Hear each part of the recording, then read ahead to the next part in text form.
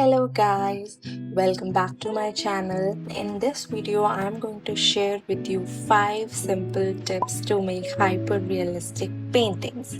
And जब मैं अपनी पेंटिंग जर्नी शुरू कर रही थी तो आई रियली विश्ड कि उस समय मुझे किसी ने ये चीज़ बताई होती because these simple tips can change your painting a lot. So I will try to cover most of the points in 5 tips. Let's get started. So सबसे पहली टिप जो मैं आपसे शेयर करना चाहती हूँ that is use high quality reference. Okay, so जब मैं अपनी पेंटिंग जर्नी शुरू कर रही थी तो I used to select very bad quality pictures and उससे क्या होता था, मेरी जो पेंटिंग्स थी वो बहुत ही ज़्यादा अननेचुरल दिखती थी बिकॉज अगर हमें रेफरेंस में अच्छी तरह से नहीं दिखाई दे रहा तो ऑब्वियसली हम अच्छा पेंटिंग नहीं बना पाएंगे. The better the reference the better the painting and it actually works. और कुछ लोग जब वो ड्राइंग बनाते हैं तो अपना जो रेफरेंस है वो पेपर प्रिंट करके निकालते हैं एंड देन फिर वो उस प्रिंट को देख कर बनाते हैं. बट आई वुड सजेस्ट कि जब आप अपना रेफरेंस चूज कर रहे हो तो वो रेफरेंस डिजिटल होना चाहिए because you can zoom in and you can see the full detailed picture. So इस पेंटिंग के लिए मैंने ये रेफरेंस लिया एंड यू कैन सी इसको मैं जितना ज़्यादा जूम कर रही हूँ ये बिल्कुल भी फट नहीं रहा, बिल्कुल पिक्सेलेट नहीं हो रहा है. एंड आपको लग रहा होगा कि ये क्या है रेफरेंस वाई, बट एक अच्छी पेंटिंग बनाने के लिए आपको सिर्फ पेंटिंग के पास नहीं बैठना होता है, उसके पहले जो आप प्रिपरेशन करते हो दैट इज मोस्ट इम्पॉर्टेंट. सो अपना जो रेफरेंस जब भी आप चूज करोगे तो वो एकदम हाई क्वालिटी का होना चाहिए. मे बी DSLR से खींच सकते हो या आईफोन से या कोई भी अच्छा कैमरा है आपके पास तो उससे आप क्लिक कर सकते हो. Now the second tip that is observation. Yes, ये कोई छोटी चीज़ नहीं है. Observation, जितना ज़्यादा आप अपने रेफरेंस के साथ बैठोगे, उसको अच्छे से देखोगे, उसको अच्छे से स्टडी करोगे, उसमें कौन कौन से कलर्स हैं, कौन कौन से कलर पैलेट उसमें यूज हुई है, जो उसमें शेप्स हैं, शेडोज हैं, टोन्स हैं, जितना ज़्यादा आप रेफरेंस पे टाइम बिताओगे ना उतना ही पेंटिंग ईजी हो जाएगी. एंड जितना ज़्यादा आप रश करोगे उतनी ही डल पेंटिंग बनेगी, उतनी ही कम रियलिस्टिक वो पेंटिंग बनेगी.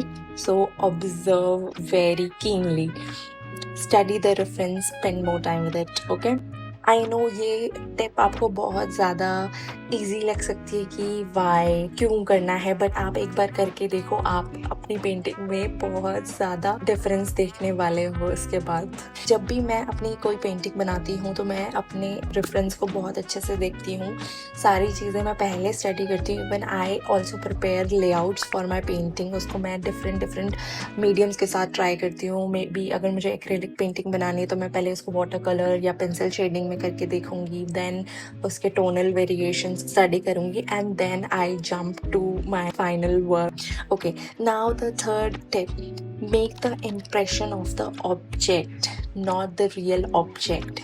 Yes, you have to make illusion, not the real thing.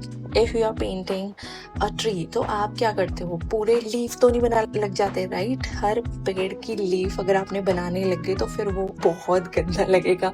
So जब हम एक ट्री बनाते हैं तो हम उसमें बहुत सारे वैल्यूज देखते हैं, उसमें कौन सा कलर पहले जाएगा. If you are using watercolor, then you always use yellow or maybe you start with light color, right? So वैसे पैचेस बना के देन धीरे धीरे आप बिल्डअप करते हो पूरा ओवरऑल पेंटिंग पे, आप फिर ध्यान देते हो तो उससे धीरे धीरे धीरे करके इम्प्रेशन बनाते हो. सो इसको करने का तरीका ये है दैट कि आप अपनी आईज थोड़ी सी स्क्विंट करके देखो रेफरेंस को and then try to make that on your final painting.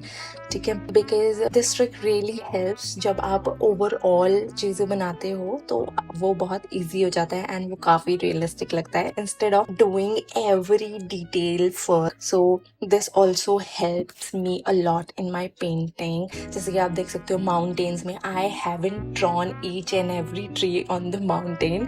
सो मैं पूरा लेकर चली हूँ कौन सी वैल्यू उस पर है, कौन से कलर्स मुझे रिफ्लेक्ट कर रहे हैं. मैंने बहुत ज़्यादा इम्प्रेशनिस्टिक वे में चीज़ें चीजें बनाई हैं, ना कि डिटेल में। Now the fourth tip, build layers slowly. When you rush, जब आप बहुत रश में सारे कलर्स एक साथ पुट करने लग जाते हो तो कलर्स मडी हो जाते हैं, वो वाइब्रेंट नहीं रहते। जब रियलिस्टिक पेंटिंग बनानी होती है तो उसमें जो एग्जैक्ट कलर्स हैं वो यूज करने पड़ते हैं, राइट। सो उसके लिए आपको थोड़ा पेशेंस से काम करना पड़ेगा, slowly, one by one. So I give my canvas first base, पूरा वाइट स्पेसेस में कवर कर देती हूँ, एंड देन उसके ऊपर मैं ड्राइंग बनाती हूँ, एंड देन उसके बाद सारे के सारे कलर्स, फॉर एग्जाम्पल अगर स्काई है तो I give a blue colour का पैच देती हूँ, देन उस पे जहाँ जहाँ क्लाउड्स है वहाँ वाइट पैचेस देकर फिर उसके ऊपर धीरे धीरे धीरे धीरे जितने भी कलर्स मुझे दिखाई दे रहे हैं, जितने भी डिटेल्स मुझे उन क्लाउड्स में दिखाई दे रही है, वो धीरे धीरे मैं बिल्डअप करती हूँ। Now the last tip, and it is really useful. जब मैंने ये चेंज किया तो बहुत कुछ मेरी पेंटिंग में चेंज हुआ है, एंड इस चीज़ ने मुझे पेशेंस भी सिखाया है। That is use thin brush only.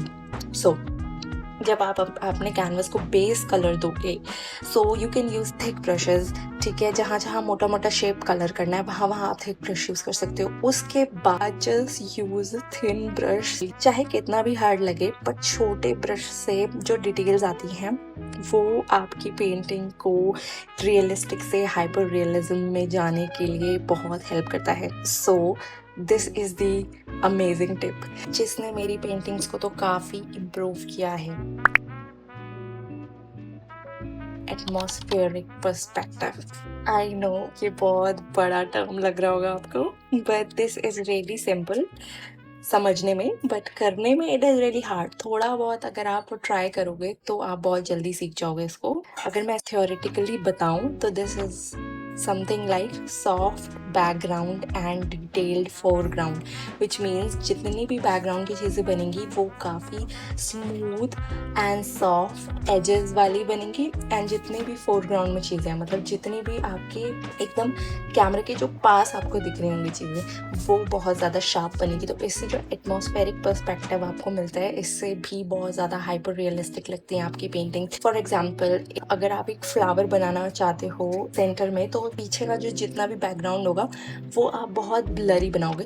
So practice this technique and ये चीज़ बहुत हेल्प करती है। एंड इवन ये थोड़ा आप और डिटेल में कर सकते हो। फॉर एग्जाम्पल बहुत ज़्यादा जो पीछे की चीज़ें हैं वो आप बहुत ज़्यादा ब्लर बनाओ, एंड देन जो मिडिल में चीज़ें हैं थोड़ा सा शार्प बनाओ, एंड जो सबसे आगे हैं उनको तो एक्सट्रीम एकदम डिटेल में बनाओ। सो इससे काफ़ी फ़र्क पड़ता है। एंड गाइज ये सारी जो टिप्स मैंने दी हैं, I am using these tips for 5 years, and in tips ने मेरी जो आर्ट इम्प्रूव करी है और कोई टिप्स नहीं कर पाई। So I am sharing this with you ताकि आप भी अपनी रियलिस्टिक आर्ट को हाइपर रियलिज्म में बदल सकें। So all the best guys. अगर आपको ये वीडियो अच्छी लगी हो तो प्लीज़ शेयर एंड सब्सक्राइब ताकि मैं ऐसी वीडियोज़ आपके लिए लेकर आऊँ। एंड आई होप आपको कुछ सीखने के लिए मिला हो। एंड अगर आप कोई पेंटिंग क्रिएट करते हो मेरी वीडियो देखने के बाद, तो I would love to hear from you what you have created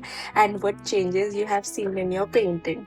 So thank you so much for watching this video to the end. Take care. Bye.